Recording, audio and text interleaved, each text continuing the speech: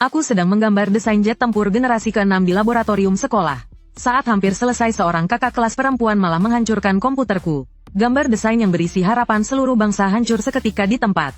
Kakak kelas itu tidak tahu betapa seriusnya masalah ini. Dia bahkan bilang aku ini orang mesum. Melapor ke pihak sekolah dan menuntut agar aku dikeluarkan. Seketika aku jatuh ke dalam situasi putus asa. Aku disalahkan oleh seluruh siswa sekolah.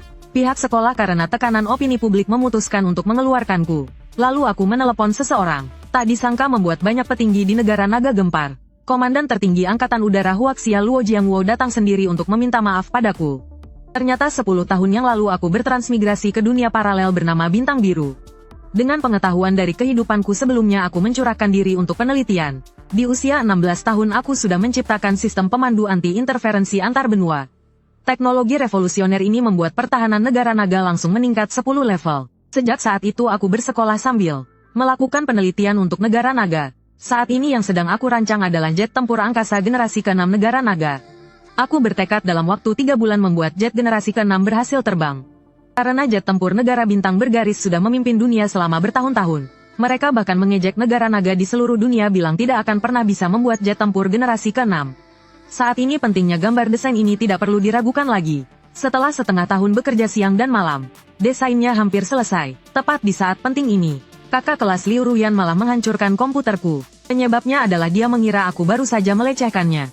Tidak peduli bagaimana aku menjelaskannya, kakak kelas itu tetap tidak percaya. Lalu dia mengambil laptopku dan membantingnya dengan keras ke lantai. Aku tidak sempat marah. Aku segera memungut komputer yang ada di lantai. Selama hard disknya tidak apa-apa, semuanya masih bisa diselamatkan. Setelah melampiaskan amarahnya, Liu Ruyan berbalik dan mulai membereskan barang-barangnya. Saat dia berdiri, tas ranselnya tidak sengaja menabrak bokongnya. Rasanya sama persis seperti tadi. Liu Ruyan langsung mengerti apa yang sebenarnya terjadi tadi. Sementara para siswa di sekitarnya yang memperhatikannya juga melihat dengan jelas kejadian ini. Mereka semua tahu aku telah disalahpahami. Tapi para senior ini karena takut pada latar belakang Liu Ruyan yang mengerikan. Tidak ada satupun dari mereka yang berani angkat bicara. Liu Ruyan tahu jelas bahwa dia telah salah menuduhku. Tapi dia sama sekali tidak peduli dan langsung pergi begitu saja. Sambil melihat hard disk yang hancur, aku berkata dengan dingin. Senior itu memfitnahku dan merusak komputerku. Begini saja sudah mau pergi. Liu Ruyan berbalik dengan sedikit kesal. Komputer bututmu itu memangnya berharga berapa? Aku tidak menghajarmu saja sudah untung. Melihat itu aku dan beberapa teman sekamarku langsung menghalangi jalannya. Liu Ruyan menatap kami dan mengancam. Di Universitas Senjing siapapun yang kusuruh keluar maka dia harus keluar. Apa kalian semua sudah tidak ingin kuliah lagi? Aku bilang aku tidak berbuat tidak senonoh. Aku juga tidak sengaja menghalangimu pergi. Tapi kamu merusak komputerku jadi harus ganti rugi. Tapi Liu Ruyan tahu dia salah paham padaku. Justru dengan angkuh membentak, apa kamu tidak salah? Kamu yang berbuat tidak senonoh duluan. Aku marah sesaat makanya membanting komputermu. Hari ini kalau tidak minta maaf padaku, jangan harap bisa lanjut kuliah di Universitas Senjing. Aku menatap Liu Ruyan yang sangat arogan. Dan berkata dingin, sekarang ini bukan lagi soal minta maaf atau ganti rugi. Selesai bicara aku mengeluarkan ponsel dan menelepon sebuah nomor. Liu Ruyan mengira aku menelepon untuk memanggil orang. Dia pun ikut menelepon. Dia berteriak pada orang di seberang telepon. Kalian di mana? Waktunya bereskan masalah. Laboratorium Universitas Senjing lantai 3. Datang dan hajar beberapa orang yang tidak tahu diri. Di seberang telepon adalah seorang pria dengan wajah codet yang sangar. Menerima telepon dari tuannya, dia langsung bergerak bersama 800 preman. Saat itu kantor Panglima tertinggi negara Longlin Tianlei tiba-tiba didobrak. Seorang prajurit bergegas masuk sambil berteriak, "Panglima, gawat, gawat sekali. Ye Chuan baru saja menelepon. Katanya komputer di kampus dirusak orang. Satu-satunya data jet tempur generasi ke-6 semuanya hilang. Pihak lawan sepertinya punya latar belakang yang kuat." Kemarahan dari atasan langsung meledak. Lin Tianlei segera memberi perintah. Kerahkan ribuan prajurit untuk bergegas ke sana. Pada saat yang sama sebuah perintah tertinggi langsung dikirim dari ibu kota. Seluruh personel garnisun kota Senjing segera dipanggil kembali di tengah malam. Ribuan orang dengan siaga penuh bergegas menuju Universitas Senjing. Ratusan polisi berkuda membuka jalan di barisan terdepan. Di belakangnya diikuti 300 kendaraan militer. Di dalam mobil ribuan polisi militer bersenjata lengkap bersiap siaga. Kepala Biro Keamanan Kota Senjing Yao Qian bertanya dengan bingung. "Komandan Li, apa yang terjadi?" Kepala Departemen Pertahanan Li Minghui melirik Yao Qian dan berkata dengan ekspresi serius, "Rahasia militer. Sebaiknya kamu jangan bertanya. Misi kali ini hanya perlu memastikan keselamatan target." Saat ini di dalam laboratorium Universitas Senjing, kakak senior Liu Ruyan menatapku dengan sinis. Sambil mencibir dia mengejek, "Kamu ini tidak tahu diuntung. Nanti jangan berlutut di lantai memohon ampun. Menghadapi provokasinya aku tidak mengatakan sepatah kata pun. Semuanya tinggal menunggu orang dari atas datang untuk menyelesaikannya. Di bawah gedung laboratorium, sejumlah mobil sedan hitam memasuki area sekolah.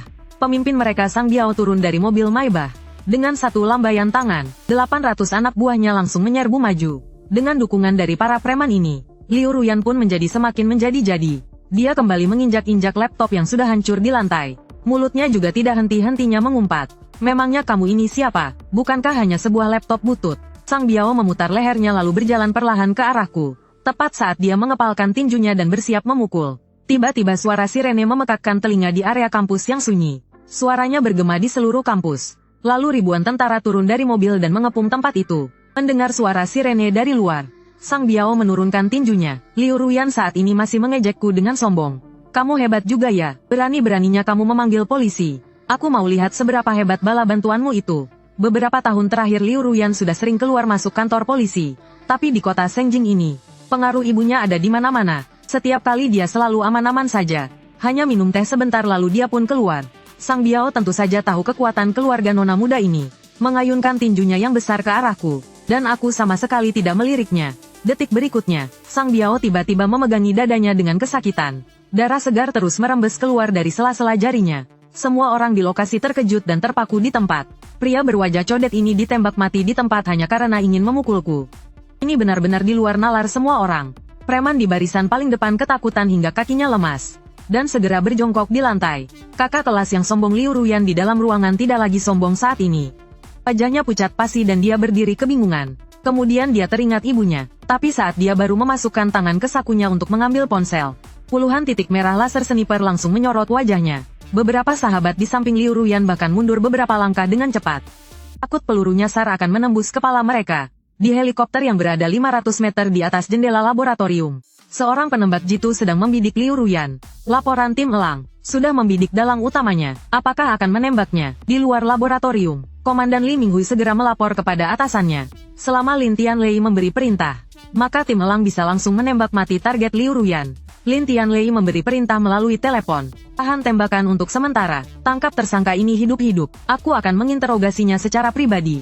Menerima perintah dari atasan, Li Minghui menoleh ke arah hampir 100 prajurit bersenjata di belakangnya. Misi penyelamatan dimulai. Tangkap tersangka hidup-hidup. Pastikan keselamatan target. Mengerti. Para petugas langsung mendobrak pintu. Dan langsung menyerbu ke dalam ruangan. Moncong senjata yang gelap menodong semua orang di sana. 7 atau 8 orang dengan cepat mengelilingiku.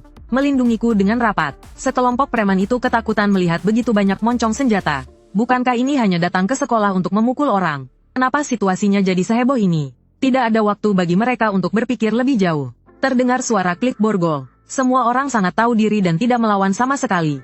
Pada saat ini, Direktur Biro Keamanan Yao Qian yang mengenakan seragam perwira masuk. Melihatnya, Liu Ruyan mendapat sebuah ide. Dia mulai menangis dan berteriak keras ke arah Yao Qian. Cepat selamatkan aku. Di sini ada preman. Sampai sekarang dia masih mencoba memfitnahku. Memposisikan dirinya sebagai korban. Tapi polwan itu sama sekali tidak menghiraukan kepura-puraannya. Sebuah tamparan keras mendarat di wajahnya. Berisik sekali kau. Teriak lagi akan ku tembak langsung. Liu Ruyan langsung ciut dan tidak berani bicara sepatah kata pun lagi. Komandan Li Minghui berjalan ke hadapanku. Dan berkata dengan hormat, Tuan Ye Anda tidak apa-apa. Pergerakan pasukan masih terlalu lambat. Mohon maafkan saya. Lihat pria parubaya yang antusias ini. Aku menggelengkan kepala dan menjawab tidak apa-apa. Yao Qian di sampingnya sangat bingung melihat sikap Li Minghui yang begitu hormat. Dalam hatinya dia terus menebak-nebak siapa diriku. Sampai bisa membuat tokoh setingkat menteri begitu hormat. Tapi kebingungannya belum sempat terjawab. Li Minghui sudah buru-buru membawaku turun. Aku seperti biasa memakai masker dan mengikuti di belakang Li Minghui. Di luar para prajurit berbaris dua membentuk jalan yang dijaga ketat. Beberapa siswa yang tidak tahu apa-apa berdiri di luar menonton dengan penasaran.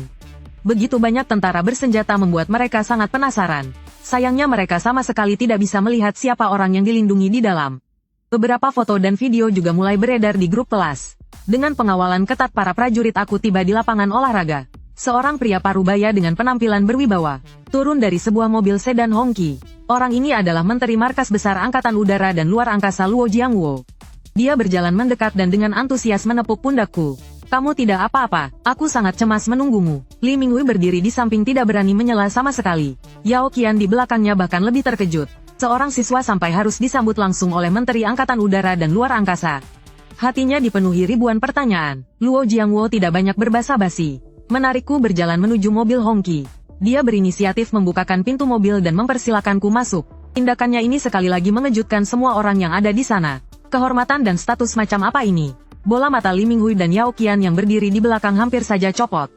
Tapi saat mereka masih terkejut karena hal itu, pintu mobil terbuka. Orang yang duduk di dalam membuat mereka berdua langsung tercengang. Ternyata itu Panglima tertinggi negara Longlin Tianlei. Ini adalah eksistensi yang benar-benar berada di puncak. Di bawah komandonya ada jutaan prajurit perkasa. Dan saat ini dia tak disangka muncul di lapangan Universitas Senjing. Ternyata hanya untuk menyambut seorang mahasiswa. Aku mengeluarkan sisa-sisa komponen komputer dari tasku sambil menghela napas. Seharusnya malam ini intinya sudah bisa kuselesaikan. Sayang sekali terjadi sebuah insiden. Hard disknya rusak, datanya kemungkinan besar akan hilang. Sekarang hanya bisa menggunakan cara teknis. Untuk melihat apa masih ada yang bisa diselamatkan. Lin Tianlei mendengar masih ada kesempatan untuk diperbaiki. Hatinya langsung merasa jauh lebih lega. Tapi melihat hard disk yang hancur berkeping-keping, dia tetap tidak bisa menahan diri untuk tidak memaki. Aku pasti akan membuat pelakunya membayar dengan harga yang mahal. Kemudian Lin Tianlei mencari tahu kronologi kejadiannya. Dan langsung menjadi sangat murka. Universitas Senjing terkenal di dalam dan luar negeri. Munculnya perundung separah ini di sekolah pasti ada yang tidak beres. Terutama saat mendengar Liu Ruyan itu menyebutkan bahwa Senjing adalah wilayah kekuasaannya. Lin Tianlei sangat marah, berkata siapapun yang berani melindunginya akan dihabisi juga. Saat ini mobil-mobil militer di dalam kampus mulai pergi satu persatu.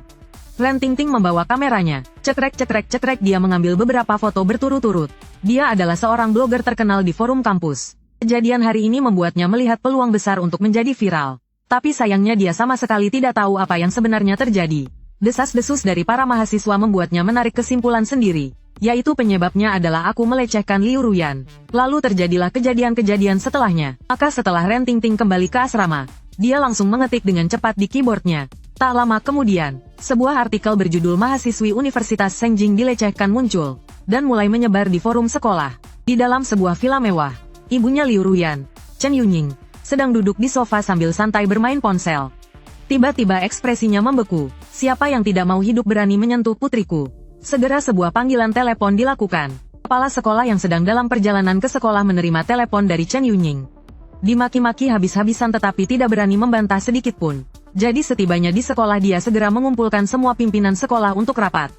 Akhirnya mereka mendapatkan ide yang sama. Memutuskan untuk mengumumkan kepada publik. Katakan saja bahwa mahasiswi yang aku lecehkan bukanlah Liu Ruyan. Liu Ruyan keluar untuk menghentikan perilakuku ini. Inilah yang menyebabkan timbulnya konflik. Jam 3 pagi, di bawah arahan kepala sekolah dan pimpinan departemen propaganda sekolah. Berita tentang masalah ini menyebar luas di internet. Citraku benar-benar dianggap sebagai mahasiswa berhati jahat oleh semua orang. Pimpinan tertinggi sekolah cukup puas dengan hasilnya. Saat ini, Panglima Lin Tianlei yang duduk di pesawat, dan Dekan Akademi Sains Lu Yongping sedang membaca artikel ini. Keduanya menahan amarah di dalam hati, sekaligus menunjukkan sedikit kepanikan di wajah mereka. Artikel ini membentukku menjadi mahasiswa berandalan yang tidak termaafkan. Di bawahnya masih ada jutaan komentar yang menyerangku. Tinju Lin Tianlei terkepal erat, sudah siap untuk mengambil tindakan tegas. Dia tidak berani membayangkan bagaimana reaksiku saat melihat postingan ini. Lu Yongping terus menggelengkan kepalanya. Itu adalah seorang doktor yang telah memberikan kontribusi besar bagi negara Xia. Dia tidak bisa membayangkan orang macam apa yang berani menyebarkan rumor seperti ini dan mengacaukan opini publik. Menipu mata netizen yang tak terhitung jumlahnya. Di usianya yang baru 18 tahun, teknologi ilmiah yang ditelitinya tak terhitung banyaknya. Hal-hal ini begitu terungkap pasti akan menimbulkan sensasi global. Lin Tianlei menghela napas dan berkata, terjadinya hal buruk seperti ini adalah kelalaianku. Ye Chuan difitnah adalah tanggung jawab kita semua. Bagaimanapun juga harus memberinya penjelasan yang memuaskan. Lu Yongping menghela napas panjang. Keduanya saling bertatapan dan mengangguk. Hati keduanya saling terhubung. Semua memutuskan untuk menghukum berat orang-orang yang tidak taat hukum ini. Kemudian Lin Tianlei menelepon Departemen Tianxin Negara Long. Segera selidiki untukku semua postingan di internet yang membahas Ye Chuan. Cari tahu siapa yang mempostingnya. Di mana alamatnya? Selesai bicara dia langsung menutup telepon tanpa menunggu jawaban. Menteri Liang dari Departemen Tianxin bergumam. Internet akan mengalami perubahan besar. Pelaku utama yang menerbitkan artikel itu Liang Tingting. Saat ini wajahnya terlihat sangat gembira. Tidak menyangka sebuah artikel yang dibuatnya asal-asalan langsung viral. Punya traffic sama dengan punya uang. Aku tidak peduli akan dihujat seperti apa di internet. Dan tepat saat dia sedang merasa senang, tiba-tiba akunnya menjadi hitam. Lalu muncul tulisan melanggar peraturan komunitas. Akun telah diblokir secara permanen. Tulisan yang menyilaukan mata ini membuat Liang Tingting langsung tercengang. Kali ini Liang Tingting benar-benar meledak. Langsung membagikan postingannya ke 7-8 ribu grup penggemar. Postingan yang benar-benar masif mulai bertambah secara eksplosif. Di saat yang bersamaan, kepala sekolah yang tidak ingin menyinggung Ibu Liu Ruyan, melihat trending topik di internet dan merasa sangat puas. Masalah reputasi Liu Ruyan dianggap sudah terselesaikan sepenuhnya. Dengan begini jadi lebih mudah menjelaskannya pada ibunya. Saat itu pimpinan sekolah yang lain angkat bicara. Tanggapan di internet sangat besar. Semua orang menuntut sekolah kita untuk angkat bicara dan memberikan pernyataan. Kepala sekolah Su Dehua demi masa depannya sendiri membuat keputusan tegas. Sebuah pengumuman oleh Su Dehua diunggah di situs web resmi Universitas Sengjing. Judulnya adalah memecat mahasiswa berandalan Ye Chuan. Pengumuman itu menimbulkan kehebohan besar di internet. Meskipun semua staf Departemen Tianxin sibuk menghapus postingan, itu hanyalah usaha yang sia-sia. Akhirnya di bawah tekanan dari Komandan Negara Naga, Departemen Tianxin mengeluarkan jurus pamungkasnya. Pukul 2 dini hari, para CEO perusahaan internet besar menerima telepon di saat yang bersamaan. Semua postingan, video, dan informasi yang memfitnah Ye Chuan, bereskan semuanya untukku sampai bersih. Satu pun tidak boleh ada yang muncul. Selain itu, informasi pembuat postingan, alamat IP, dan informasi berguna lainnya. Selidiki semuanya sampai jelas dan kumpulkan menjadi satu berkas untukku. Satu pun tidak boleh dilepaskan. Seketika itu juga raut wajah semua CEO berubah drastis. Mereka langsung menjawab dengan hormat. Akan segera dilaksanakan. Perintah setingkat ini belum pernah ada sebelumnya. Seketika di seluruh negara Long, semua petinggi internet yang berpengaruh menjadi panik. Saat ini mobil Hongqi dengan plat nomor 001 berhenti di bawah gedung kantor Departemen Tianxin. Lin Tianlei naik lift langsung ke lantai 101. Menteri Liang melihat Lin Tianlei yang berwibawa, langsung melompat dari kursinya. Komandan Lin, kenapa Anda datang sendiri? Suara Lin Tianlei membawa aura tekanan yang menakutkan. Kalau aku tidak datang sendiri, apa kalian bisa menanganinya? Siapa yang melanggar hukum dan aturan di internet? Sudah ditemukan. Menteri Liang seketika tergagap tidak bisa berkata-kata. Tiba-tiba pintu kantor terbuka. Seorang staf masuk terburu-buru sambil membawa dokumen. Dia berkata dengan panik, laporan darurat, berita terbaru yang baru saja ditemukan. Laporan darurat, ada sebuah lonjakan popularitas dari pengumuman yang dikeluarkan Universitas Sengjing. Laporan darurat pengumuman yang dikeluarkan Universitas Sengjing mengatakan, tanda tangan Zhang Wu Ye Chuan berusaha melecehkan kakak tingkatnya Chen Suting. Perbuatannya sangat buruk dan serius. Jadi pihak rektorat rapat dan memutuskan untuk mengeluarkan Ye Chuan dari universitas. Tanda tangan. Cap stempel tidak akan pernah diterima selamanya. Hati Lin Tianlei dan Menteri Liang langsung berdebar kencang mendengarnya. Lin Tianlei, benar saja detik berikutnya amarah Lin Tianlei meledak. Lin Tianlei, babi-babi dari Universitas Sengjing ini benar-benar cari mati. Hati Lin Tianlei dan Menteri Liang langsung berdebar kencang mendengarnya. Lin Tianlei, benar saja detik berikutnya amarah Lin Tianlei meledak. Lin Tianlei, babi-babi dari Universitas Sengjing ini benar-benar cari mati. Setelah itu dia mengumpat 2 kali lalu membanting pintu keluar. Menyuruh sopir untuk pergi ke penjara militer kota Sengjing. Di sana Liu Ruyan yang ditangkap semalam ditahan. Sementara Liu Ruyan yang dikurung semalaman di penjara. Sama sekali tidak tahu apa yang terjadi di luar. Arogansinya tidak berkurang sedikit pun. Malah semakin menjadi-jadi. Dia terus berteriak pada 2 penjaga di luar. Keluarkan aku, kalian para bajingan. Tahu tidak siapa aku? Orang yang menyinggungku tidak akan berakhir baik. Liu Ruyan memaki dengan gila. Jingfei 02001, sebuah mobil sedan Hongqi berpelat nomor 001 menerobos gerbang penjara. Jingfei 02001, Lin Tianlei yang turun dari mobil langsung bergegas ke ruang interogasi. Melihat ada tentara datang membuka pintu, Liu Ruyan mengira ada orang yang akan membawanya keluar. Dia sangat gembira, tapi tak disangka dia langsung dibawa ke ruang interogasi. Liu Ruyan mengangkat kepalanya, melihat Lin Tianlei yang duduk di depannya. Dia sama sekali tidak peduli. Dia sudah beberapa kali masuk ke biro keamanan kota Sengjing. Tapi setiap kali ditangkap, keluarganya selalu mengirim orang untuk membereskan masalahnya. Dan setiap kali orang yang diutus oleh keluarganya, pada dasarnya memiliki ekspresi yang sama dengan Lin Tianlei. Dia memandang dengan jijik penampilan seperti ini. Di matanya orang-orang ini hanya bertugas untuk melayaninya. Jadi dia mengangkat kepala dan langsung memaki. Apa otakmu bermasalah? Datang terlambat sekali. Aku sudah di sini sehari semalam. Tapi setelah dia selesai bicara, Lin Tianlei sama sekali tidak bergeming. Hal ini membuat ekspresi Liu Ruyan semakin marah. Ibuku menyuruhmu datang untuk bekerja, bukan untuk pamer kuasa. Ekspresi Liu Ruyan begitu ganas. Benar-benar memperlakukan Lin Tianlei seperti bawahan. Lin Tianlei telah menjadi tentara selama puluhan tahun, dan belum pernah bertemu orang sombong seperti ini. Dia menahan amarahnya, karena perkataan Liu Ruyan barusan penuh dengan makna lain. Keluarganya sepertinya sangat berkuasa dan berpengaruh. Terdengar sepertinya dia sering masuk kantor polisi, dan selalu bisa dibebaskan. Ini menunjukkan bahwa tidak sedikit orang yang terlibat di belakangnya. Bagian yang menarik ini, membuat Lin Tianlei memiliki ide yang lebih baik di dalam hatinya. Sekalian saja ditarik keluar dan dibereskan semuanya sekaligus. Hasil ini pasti membuatku, sebagai orang yang terlibat langsung, sangat puas.